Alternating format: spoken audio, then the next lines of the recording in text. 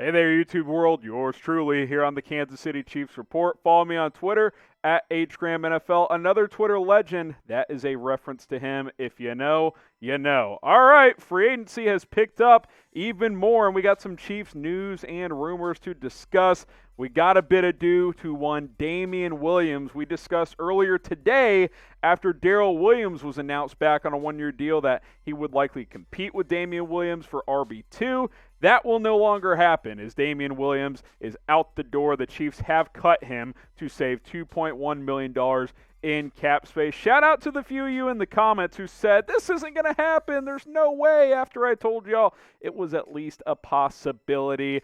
Look, didn't play last year. This was always at least going to be a possibility, especially for a team looking to maximize its cap situation. I just want to say thank you, Damien Williams. I think actually at times this year the Chiefs missed him a little bit, especially when CEH got banged up. He definitely wouldn't have been better than a guy like Le'Veon Bell.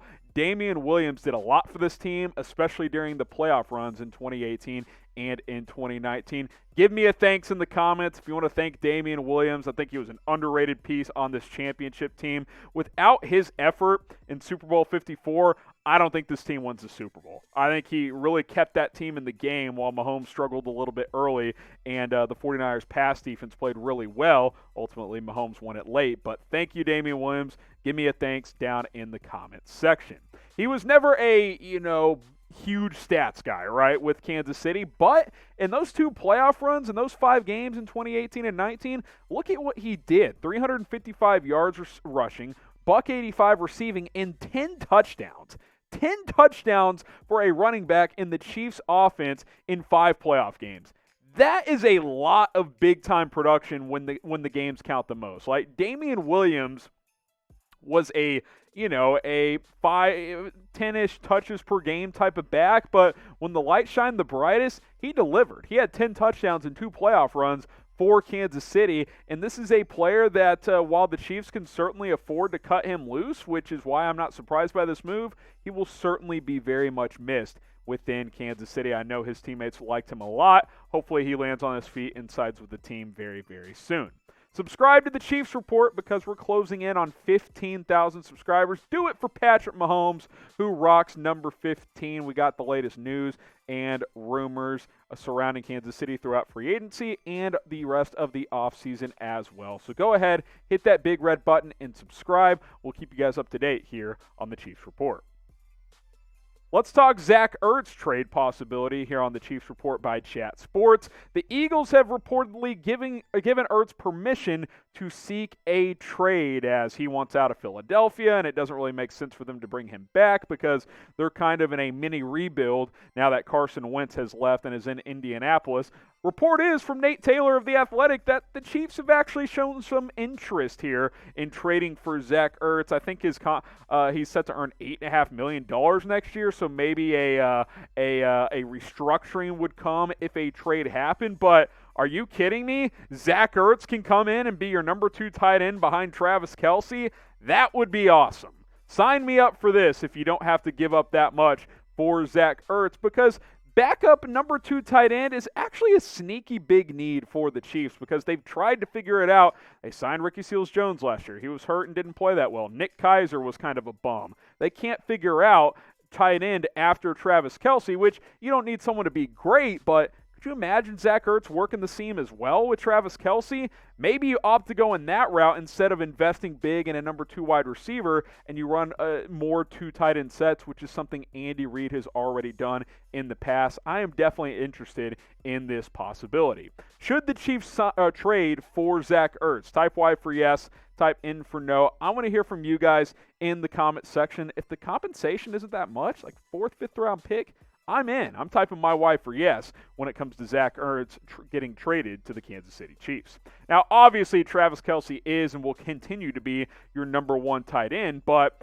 if you parlay him and Zach Ertz as your number 1 and number 2 tight ends, it's possible those two combined for like 2,000 yards. Now, Zach Ertz was not the same guy last year, but he was banged up quite a bit. If you can get 80% of pre-2020 Zach Ertz, That's a top 10 NFL tight end. I mean, just a couple of years ago, he was considered the third best tight end in the league behind Travis Kelce and George Kittle. I don't think he's that now. You got guys like Darren Waller, Jonnu Smith, Hunter Henry, but I still think a fully healthy Ertz, who you see the numbers on screen wasn't that good last year, can be a top 10-ish, top 12 tight end in the National Football League. And if you get him in this Chiefs offense with Mahomes at the helm, Andy Reid calling plays, yeah, that's something I'm pretty excited about for a player who's only 30 years old. Now, we've probably seen the best of Zach Ertz. I'm not going to sit here and say this is a guy who can catch 75 balls and have 850 receiving yards and 8 touchdowns, but can he come in, give you 40 catches, 500 yards, and 4 or 5 touchdowns? I think that's possible, especially if he stays healthy and especially within the Chiefs' offense and scheme. I like this idea. I'll be curious if something develops over the next couple of days when it comes to Zach Ertz in the Kansas City Chiefs. Now, maybe Ertz isn't the player you want to trade for, or maybe he is, and if he is, type in his name, but name a player you do want the Chiefs to trade for. I want to hear from you guys right now in the comments. Who do you want the Chiefs to trade for this offseason? Go ahead and let me know right now. BetUS is the place to go for March Madness, and the NCAA tournament is just around the corner. The play-in games are about to get going, and then the main bracket starts, and that's when the fun begins. Go to chatsports.com/ChiefsBet. Use our promo code Chiefs125. I know there's a lot of KU fans. I know there's a lot of Mizzou fans as well. Go bet on your team, or hey, maybe against your team if you're not feeling good about their chances on the NCAA tournament. And if you want to bet on a team to win it all, these are your favorites as we sit right now. Not sure where Kansas falls in. I would guess somewhere in the next 5 or 10 teams. They're a number 3 seed in this year's tournament, but they are playing their best basketball at the right time. Chatsports.com/ChiefsBet. Use our promo code Chiefs125 to get a 125% deposit bonus. Plus, if you're a new customer, you follow those steps, place a bet, we're going to get you guys hooked up with a brand new Chiefs jersey. Email us, chiefs@chatsports.com, after you get going with BetUS. This jersey promo only applies to you new customers. So make a bet with BetUS on March Madness, and then email us, chiefs@chatsports.com. Let's talk Rodney Hudson here, and there's not any reporting that the Chiefs have hardcore interest in him after the Raiders shockingly cut him earlier today, but don't be shocked if they explore it, because the Chiefs are reportedly still very active on the free agent market after signing Joe Thuney. I was shocked when I saw this one. Now there's some chatter that Hudson requested to be cut by the Raiders, which that's kind of weird in itself considering he was a big part of that offensive line, and shout out to the Raiders for just getting rid of their entire offensive line this offseason. They actually cost themselves a couple $1 million by releasing Rodney Hudson. Weird deal overall on that one. But for the Chiefs side of it, they still need a center. Austin Ryder's a free agent. He's expected to sign elsewhere. Daniel Kilgore, he's okay if you want to bring him back, but he's also a free agent.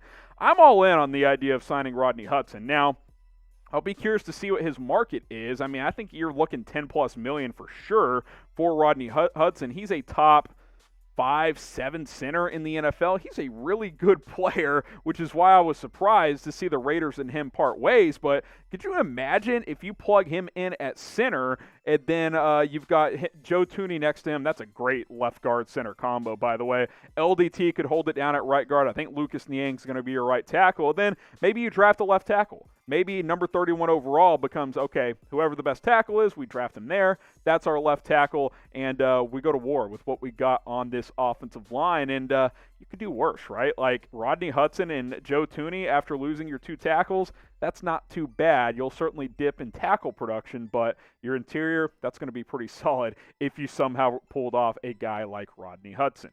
Now, I want to hear from you guys. What do you think the bigger need is, left tackle or center? Because I'm still going to say left tackle. I just think it's always a bigger need, protecting a quarterback's blind side. But both are big needs, which is why we're talking Rodney Hudson at the center position. Get your votes in. Bigger need on the offensive line for the Kansas City Chiefs. Those are the 3 topics on today's show. As more storylines come down, we'll cover on this channel and on my Twitter page at HGramNFL. Give me a follow on Twitter. If we can't get the news, the rumors out to you straight away, I will at least tweet about it over there. So keep up to date with what's going on with the Chiefs over there at HGramNFL.